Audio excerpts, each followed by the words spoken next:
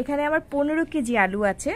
আর আলুগুলো আনার পর একটা বড় পলিব্যাগের মধ্যে আমি এই আলুগুলো এনেছি। আনার পর কিন্তু আমি এখানে 3 ভাগে রেখেছি, বড় আলু, মিডিয়াম আলু আর ছোট আলু। যদি দেখা যায় যে আপনারা একবারে সবগুলো আলু রেখে দেন, তাড়াতাড়ি সব আলু নষ্ট হয়ে যায় আর আলু তাড়াতাড়ি পচে যায়, আর একটা পচলে কিন্তু অনেকগুলো আলু পচে যায়।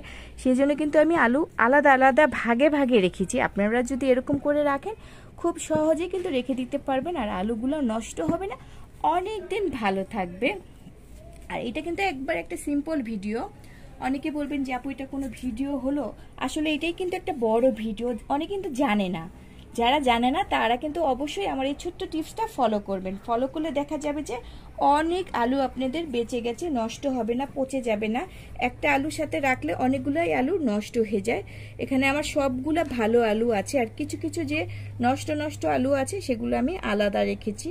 যেমন এটা যদি আমি সাথে সাথে না বেছে রাখতাম তাহলে এই আলুটা একবারে পচে যাচ্ছে, এটার সাথে আমার সবগুলো আলু নষ্ট হয়ে যেত। সেজন্য আমি আলাদা আলাদা ভাবে আমি সব আলুগুলা রেখে দিয়েছি। আর ছোট আলু কিন্তু তাড়াতাড়ি নষ্ট হয়, সেজন্য ছোট আলু, সম্পূর্ণ আলুগুলো আমি আলাদা রেখেছি, এতে করে কিন্তু ছোট আলুটা নষ্ট হবে না।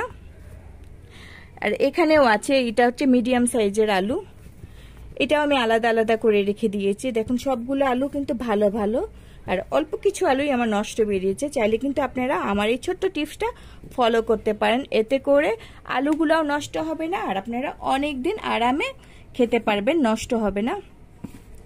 আর আলুগুলো অবশ্যই আপনারা খাটের তলে বা সোফার তলে রেখে দিতে পারেন, যে কোনো ঠান্ডা স্থানে, তাহলে আলু অনেক দিন ভালো থাকবে আর নষ্ট হবে না। আমি এরকম একটা ঝুড়িতে রেখে দিয়েছি, এই ঝুড়িতে রাখলেও আলু ভালো থাকে। আমি এরকম করে আলাদা করে রেখে দিয়েছি, যেখানে একটু ফ্যানের বাতাস পাই আমি সেখানেই রেখে দিয়েছি, যাতে নষ্ট না হয়, কারণ এখানে অনেকগুলো আলু আছে, শেষ হতে হতে অনেক সময় লাগবে। যদি আমার এই ছোট্ট টিপসের ভিডিওটা ভালো লেগে থাকে, যাদের ভালো লেগেছে তারা কিন্তু অবশ্যই কমেন্ট করে যাবেন একটা করে, আর লাইক তো অবশ্যই দিবেন, লাইক দিতে ভুলবেন না, আর সাথে একটা কিন্তু সাবস্ক্রাইবও করে যাবেন। আমাদের এই ভিডিওটা যদি ভালো লেগে থাকে তাহলে পরবর্তীতে নতুন আরেকটা ভিডিও নিয়ে আমি আপনাদের মাঝে চলে আসবো। সেই পর্যন্ত সবাই সবসময় ভালো থাকবেন, সুস্থ থাকবেন, আর আমাদের এই ভিডিওটা সম্পূর্ণ দেখে তারপরে যাবেন। আজকে এই পর্যন্ত, টাটা, বাই বাই, আল্লাহ হাফেজ।